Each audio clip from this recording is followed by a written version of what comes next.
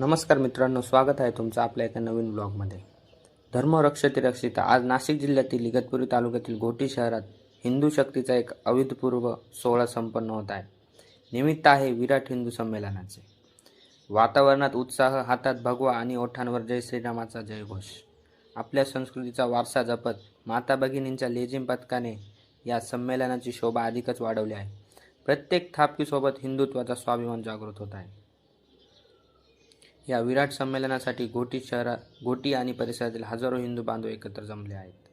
मंचावर राष्ट्रीय स्वयंसेवक संघाचे पदाधिकारी आणि विविध क्षेत्रातील मान्यवर उपस्थित असून हिंदू समाजाच्या संघटन शक्तीवर आणि धर्माच्या रक्षणावर मौलिक मार्गदर्शन केले जात आहे.